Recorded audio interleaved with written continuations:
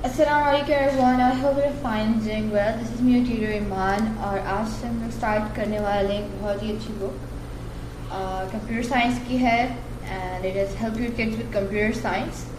ये बेसिकली एक ऐसी बुक है जो बच्चे प्राइमरी में हैं या सेकेंडरी में हैं, अगर एक 15 ईयर्स के हैं तो उनके लिए जो है एक बहुत ही अच्छी बुक है। सो बेसिकली इस बुक में वो सारी बेसिक्स कवर हैं कंप्यूटर साइंस की जो आपको पता होनी चाहिए। वैसे तो मेरे चैनल पे जो भी मटेरियल अपलोड होता है वो ओ लेवल से रिलेटेड होता है। ये वाला जो स्पेसिफिक बुक है जिसको मैं करवाऊँगी ये प्री ओ लेवल आप समझ सकते हैं कि अगर आप चाहते हैं कि आपके बच्चे जो है वो एक स्पेसिफिक में जाके ओ लेवल में कंप्यूटर साइंस लें या बाद में कभी उनका जो मेजर है वो कंप्यूटर साइंस में हो, तो उनकी जो बेसिक्स हैं वो यहाँ से जो है वो बनेंगी और बहुत अच्छी बनेंगी। तो हम लोग आज से बेसिकली इस बुक को स्टार्ट करेंगे एंड आई होप कि ये सबको पसंद आए, सबके लिए बेनिफिशियल हो। इसकी थोड़ी सी जो है वो हम लोग देख लेते हैं। अच्छा, जहाँ तक मेरा खुद का जो एनालिसिस है वो ये है कि ये बुक में जो मटेरियल है वो बहुत हद तक जो है ओ लेवल के कंप्यूटर साइंस से जो है ना मिलता जुलता है। तो अगर आपके बच्चे इस बुक को करते हैं तो जाहिर सी बात है उनको ओ लेवल की बुक भी पढ़नी पड़ेगी, लेकिन उनकी जो बेसिक्स हैं वो बहुत हद तक जो है ना क्लियर हो चुकी होंगी। उन्हें जो है ना हर चीज़ के बारे में पता होगा। उन्हें पता होगा बिट्स के बारे में, उन्हें पता होगा बाइनरी के बारे में, उन्हें पता होगा लॉजिक गेट्स के बारे में, उन्हें प्रोग्रामिंग लैंग्वेजेस के बारे में एक बेसिक आइडिया होगा, उन्हें हार्डवेयर का जो है वो आइडिया होगा कंप्यूटर के। एंड जो भी आपके बेसिकली ओ लेवल की कंप्यूटर साइंस में होता है वो जो है ना, या ओ लेवल ले लें या कोई भी हाई स्टैंडर्ड का जो कंप्यूटर साइंस है उसमें जो है जो भी पढ़ाया जाता है तो वो और ये बहुत ज़्यादा जो है वो मिलता जुलता है। एंड इसमें जो है वो बेसिकली लो लेवल के उस पर जो है ना पढ़ाया गया है वो सारी चीज़ें।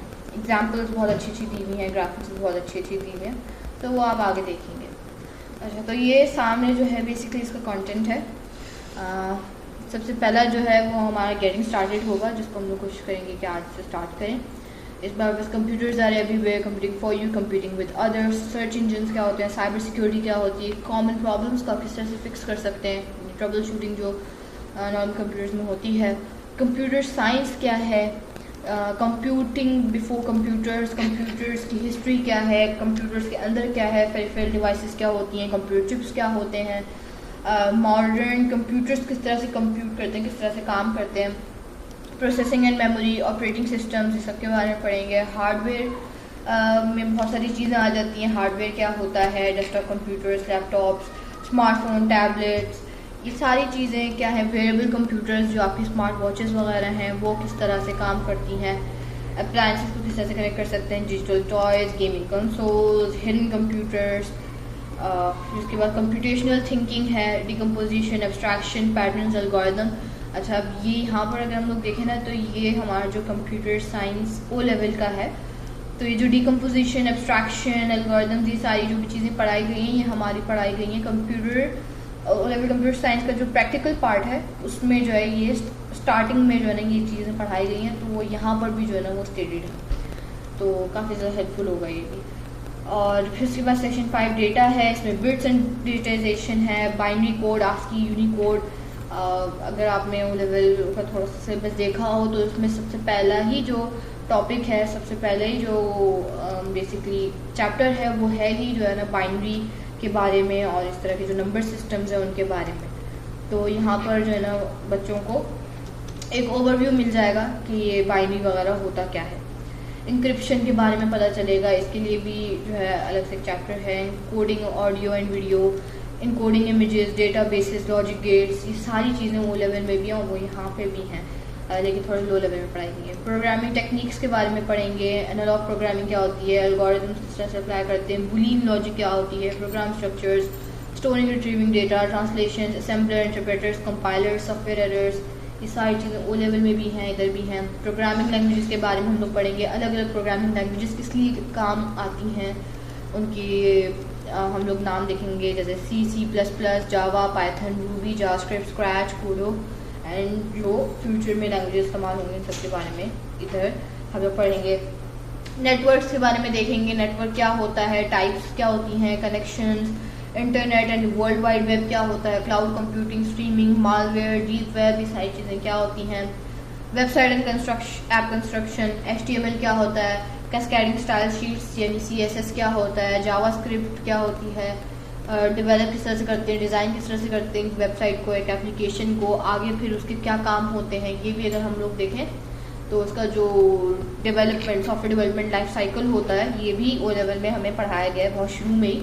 इसका एक पूरा बाकायदा एक साइकिल होता है जिसमें आप पहले डेवलप करते हैं, डिज़ाइन करते हैं, फिर टेस्ट करते हैं, मेंटेनेंस होती है और बहुत सारी चीज़ें होती हैं।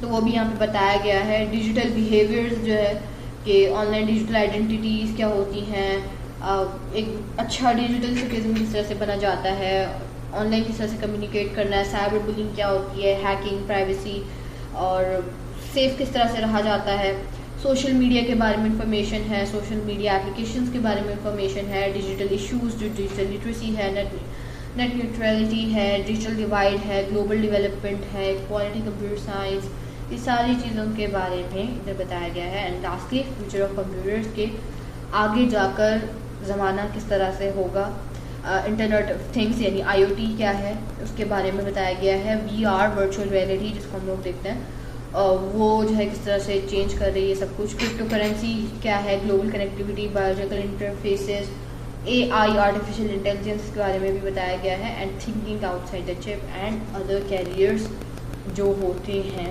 कंप्यूटर साइंस में। तो ये सारी चीज़ों के बारे में इस बुक में बहुत ही अच्छे तरीके से, बहुत ही फ्रेंडली अंदाज में जो है बताया गया है।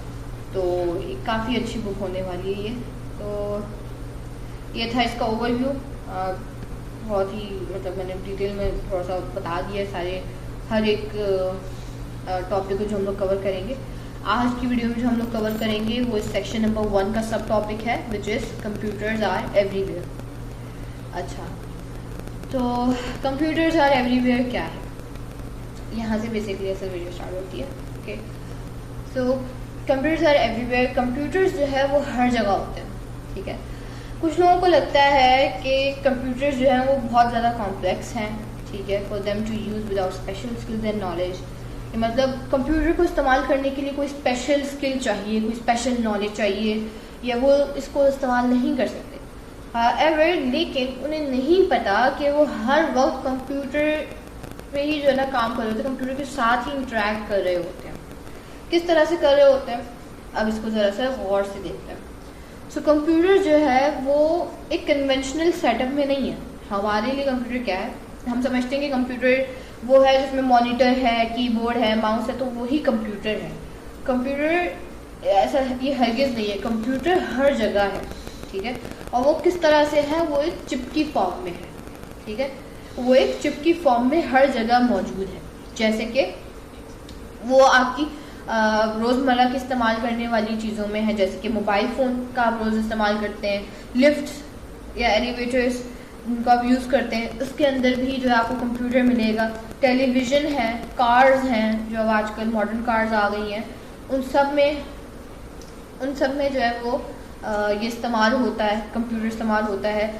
आप मूवीज़ देख रहे हैं तो आपको जो है ना बेसिकली आप कंप्यूटर जो है ना इस्तेमाल करें। आप गेम खेल रहे हैं, आप डिनर बना रहे हैं, आप कुछ भी कोई भी काम कर रहे हैं, जो रेफ्रिजरेटर है, ओवन है, आपके माइक्रोवेव है, जूसर, ब्लेंडर, ये जितनी भी सारी चीज़ें, इन सब में ये जो भी टेक्निकल है या जो भी बेसिकली आपकी इलेक्ट्रिसिटी से चलती हैं, इनमें सम सॉर्ट ऑफ चिप लगी हुई होती है, ठीक है। वो चिप को हम लोग यहाँ पर कंप्यूटर कह सकते हैं, ठीक है। जैसे कि यहाँ पर एग्जांपल दी हुई एक माइक्रोवेव की, तो इसमें क्या दिखाया जा रहा है कि pressing the button on a microwave control panel runs code on it's internal micro processor.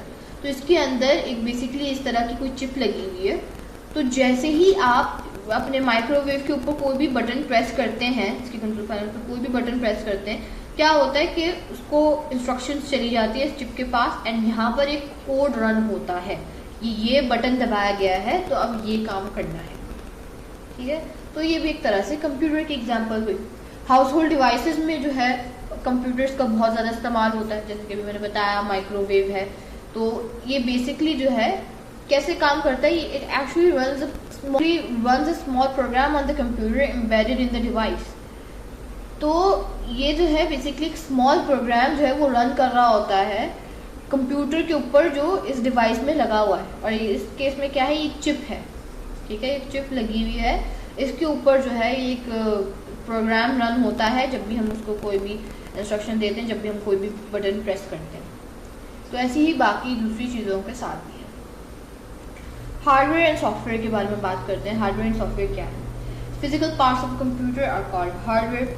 जो भी फिजिकल पार्ट्स हैं, जो भी ऐसे पार्ट्स हैं जिनको आप देख सकते हैं, जिनको आप टच कर सकते हैं, वो आपके हार्डवेयर कहलाते हैं, ठीक। कंप्यूटर के स्पेसिफिकली कंप्यूटर के जो फिजिकल पार्ट्स हैं इनको आप देख सकते हैं, हाथ लगा सकते हैं, जो टेंजिबल है वो आपके हार्डवेयर कहलाते हैं। जैसे कि आप मॉनिटर को टच कर सकते हैं, आप कीबोर्ड को टच कर सकते हैं। इनफैक्ट आपकी जो अगर आप अपना CPU खोलें तो इसके अंदर जो है आपको चिप्स वगैरह दिखेंगी, तो वो चिप्स भी जो है हार्डवेयर है, ठीक है। तो मदरबोर्ड बेसिकली बोर्ड होता है, लगा हुआ होता है इसमें, माइक्रो प्रोसेसर होता है कंप्यूटर के, इसमें वो भी जो है बेसिकली आपका हार्डवेयर कहलाएगा। एंड सॉफ्टवेयर क्या है? Things like programs, the operating system, the firmware, a type of program that is embedded into the microprocessor, they are called softwares. So they allow users to access the capabilities of the hardware. Software क्या होते हैं? Software basically वो programs होते हैं, जैसे कि एक operating system है, आपका जो कंप्यूटर है वो बेसिकली मेनली जो है वो 3 ऑपरेटिंग सिस्टम्स पे काम कर रहा है, ठीक है। ऑपरेटिंग सिस्टम्स को हम लोग इससे अगले चैप्टर में थोड़ा सा डीप में देखेंगे और इसके डिफरेंट एग्जाम्पल्स को भी देखेंगे कि कौन कौन से ऑपरेटिंग सिस्टम्स होते हैं। लेकिन ज़्यादातर विंडोज़, जैसे फॉर एग्जांपल विंडोज़ आप इस्तेमाल कर रहे हैं, आपका कंप्यूटर विंडोज़ इस्तेमाल कर रहा है, तो विंडोज़ की वजह से क्या हो रहा है? विंडोज़ की वजह से आप ये समझ लें कि आइकन्स हैं, आप उनको क्लिक कर पा रहे हैं, ठीक है। ये विंडोज़ जो है अलाउ कर रहा है आपको, एक ऑपरेटिंग सिस्टम है जो आपको अलाउ कर रहा है कि आप कोई भी काम कर सकें। बाकी बात करें फर्मवेयर की। फर्मवेयर क्या होता है? फर्मवेयर एक ऐसा प्रोग्राम होता है जो माइक्रो प्रोसेसर के ऊपर लगा हुआ होता है, ठीक है। इससे काफ़ी ज़्यादा जो काम होते हैं वो बेसिकली कंप्यूटर कर पाता है। तो ये सारी फर्मवेयर है, ये ऑपरेटिंग सिस्टम है, ये जो दूसरे हम लोग प्रोग्राम्स रन करते हैं, ये सारे सॉफ्टवेयर कहलाते हैं। इनको हम लोग बाद में भी डीप में जाके एक्सप्लेन भी करेंगे, पढ़ेंगे भी, सब कुछ करेंगे। अच्छा, तो इन शॉर्ट ये ऐसे प्रोग्राम्स होते हैं जो अलाउ करते हैं यूजर्स को to access the capabilities of the hardware. Hardware बगैर इन प्रोग्राम्स के कुछ भी नहीं, ठीक है। अगर आपका माउस जो है वो कनेक्ट नहीं हुआ हुआ तो आपका माउस किस काम का? वो तो एक समझ लें एक बटन टाइप नहीं हो गया। तो बेसिकली जितने इम्पोर्टेंट हार्डवेयर हैं उतने ही इम्पोर्टेंट सॉफ्टवेयर हैं, ठीक है।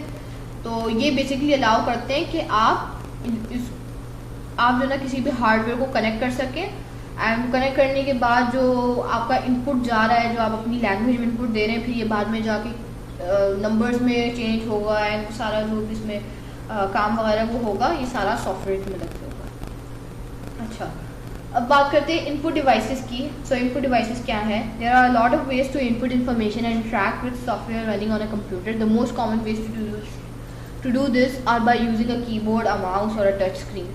अब हमारे पास 2 चीज़ें आती हैं, इनपुट एंड आउटपुट डिवाइसेस। अच्छा, हार्डवेयर एंड सॉफ्टवेयर अलग है, इनपुट एंड आउटपुट डिवाइसेस अलग है, ठीक है। इनपुट डिवाइसेस वो डिवाइसेस होती हैं जिनसे आप इनपुट करते हैं, जिनसे आप इंफॉर्मेशन डालते हैं, ठीक है। जिसके माउस है, माउस से मैं क्या कर रही हूँ, माउस को मैं क्लिक कर रही हूँ तो इंफॉर्मेशन जा रही है कि यहाँ पर क्लिक हुआ है, ठीक है। और कीबोर्ड है, कीबोर्ड पे मैं A प्रेस कर रही हूँ तो ये क्या हो रहा है, ये इंफॉर्मेशन जा रही है कंप्यूटर के पास, ओके। कंप्यूटर के पास इंफॉर्मेशन जा रही है कि ये इनपुट हुआ है, ये बटन प्रेस किया गया है, ठीक है।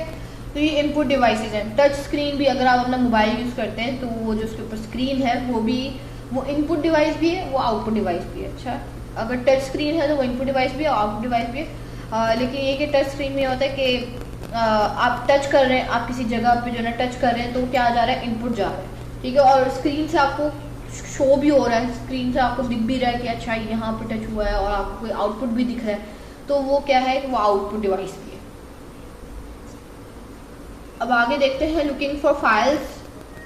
फाइल्स को किस तरह से देख सकते हैं? Searching for files on computer similar to finding them in a real world in cabinet. समझ के आपके पास एक कैबिनेट है, उसमें आपकी बहुत सारी फाइल्स पड़ी हुई हैं, फोल्डर्स पड़े हुए हैं, आपने उसमें से कोई फाइल देखनी है तो आप क्या करेंगे, आप सर्च करेंगे। किस तरह से करेंगे, अब कंप्यूटर के उसमें देखें तो the file system on computer is usually accessed using a window containing small icons of folder और डॉक्यूमेंट्स। तो जब आप फोल्डर के जो है ना उसको खोलते हैं, फोल्डर के बेसिकली उसको खोलते हैं, तो आपके पास जो है ना बहुत सारी files and folders and documents जो है ना आपके सामने आ जाते हैं, जिनके ऊपर आप क्लिक करके अपना कोई भी फोल्डर जो है या फाइल है वो आप ओपन कर सकते हैं। ठीक है, और ये कैसे कर सकते हैं, विद अ फिंगर। अगर टच स्क्रीन है तो आप फिंगर के थ्रू कर सकते हैं, या तो फिर माउस या ट्रैक पैड के ऊपर जो है ना आप डबल क्लिक करके आप कर सकते हैं। एक और तरीका जो है फाइल्स को सर्च करने का वो है to look for files to find the magnifying glass icon. अगर आपके पास कंप्यूटर हो तो आप जो है ना बेसिकली अपने एक फाइल एक्सप्लोरर होता है, ठीक है, उसको आप ओपन करें तो आपको जो है ना सामने कॉर्नर पे, ठीक है, राइट कॉर्नर पे आपको एक सर्च बार दिखेगा। उसके ऊपर आप जो है ना कुछ भी लिख सकते हैं, फाइल का नेम लिख सकते हैं। आप फाइल के नेम लिखने के बाद आप उसको एंटर कर दें तो आपके पास फाइल आ जाएगी, सिंपल इज दैट। अच्छा, उसके अलावा नेक्स्ट जो चीज़ है वो यहाँ पर बताई जा रही है, थोड़ी सी एक्सटेंशन के बारे में भी बताया जा रहा है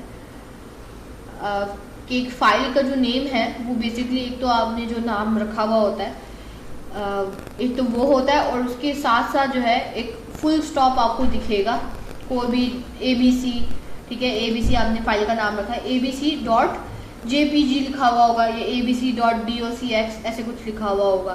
तो ये बेसिकली क्या होते हैं, ये जो फुल स्टॉप के बाद जो लेटर्स होते हैं ना, ये बेसिकली कहलाते हैं फाइल एक्सटेंशंस, ठीक है, जो आइडेंटिफाई करते हैं, जो बताते हैं कि ये फाइल किस टाइप की है, ठीक है। एंड कंप्यूटर को ये बताते हैं, आपको भी बताते हैं, कंप्यूटर को भी बताते हैं कि किस प्रोग्राम को जो है ना बेसिकली कौन से प्रोग्राम के ऊपर ये फाइल ओपन होगी। फॉर एग्जांपल, अगर आपने कोई आपने अपनी फ़ोटो जो है वो सेव करवाई है तो वो .jpg में होगी, ठीक है। अगर आपने कोई टेक्स्ट फाइल जो है वो सेव करवाई है तो वो .txt की एक्सटेंशन में होगी।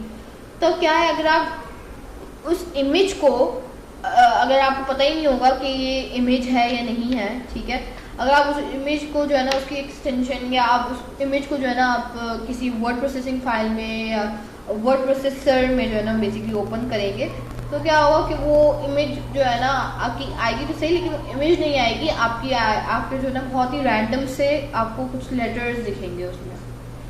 तो इन शॉर्ट, ज़्यादा डीप में नहीं जाती, मैं कोशिश करती हूँ मैं ज़्यादा डीप में ना जाऊँ फिलहाल। तो ये कि जब भी आप कोई भी फाइल सेव करवाएंगे तो उसके बाद जो है ना डिफरेंट आपको डॉट के बाद कुछ इस तरह से लेटर्स दिखेंगे। तो ये जो लेटर्स हैं ये बेसिकली आपको बताते हैं कि किस तरह की फ़ाइल है। .jpg है तो ये समझ लीजिए इमेज है, .docx है तो इसका मतलब ये जो है कोई डॉक्यूमेंट है, .txt है तो ये कोई टेक्स्ट फाइल है, ठीक है, .png है तो ये अगेन कोई इमेज हो सकती है, .gif है, GIF है तो ये कोई एनिमेशन हो सकती है, ठीक है। तो ये बेसिकली जो है ना एक्सटेंशंस कहलाती हैं। अच्छा, अब अगर आपने कोई फाइल को डिलीट कर दिया तो फिर आप क्या कर सकते हैं। डिलीट कर दिया किसी फाइल को तो आपके पास एक रिसाइकल बिन या ट्रैश बिन होता है, ठीक है, फाइल एक्सप्लोरर में ही आपके पास होता है। तो वहाँ पे जो है ना आप जाकर अपनी फाइल को रिस्टोर करवा सकते हैं, ठीक है। Moving data, there are various ways to transfer data between computers. Emails can be used to attach pictures, documents and other files to a message or also such as Google Drive, Dropbox। तो data को किस तरह से move कर सकते हैं एक जगह से दूसरी जगह, उसके लिए बहुत से तरीके इस्तेमाल किए जाते हैं, ठीक है। आप जो है ना गूगल ड्राइव का इस्तेमाल कर सकते हैं, ड्रॉप बॉक्स का इस्तेमाल कर सकते हैं, आप ईमेल सेंड कर सकते हैं। उसके अलावा आप जो है ना बेसिकली अपलोड कर सकते हैं फाइल एंड उसका कोई लिंक जो है वो आप शेयर कर सकते हैं। या तो आपके पास SD card, USB pen drive, removable hard drive, ये रिमूवेबल स्टोरेजेस कहलाती हैं, इनका यूज़ करके आप इनके अंदर डाल सकते हैं, ठीक है। जैसे आपके पास कोई USB है, आपने कोई इमेज USB में डाली, अपने कंप्यूटर में डाली, आपके कंप्यूटर में कोई इमेज थी, आपने इस USB में जो है वो बेसिकली पेस्ट करी एंड देन उस USB को निकाला और दूसरे कंप्यूटर में लगा दी तो आपके पास दूसरे कंप्यूटर में भी वो चीज़ आ जाएगी। तो ये रिमूवेबल स्टोरेजेस हैं तीनों। सेविंग एंड बैकिंग अप के लिए जो है ये बेसिकली काम आती हैं एंड इसको हम लोग जो है वो बाद में पढ़ेंगे, अभी के लिए इतना ही काफ़ी है।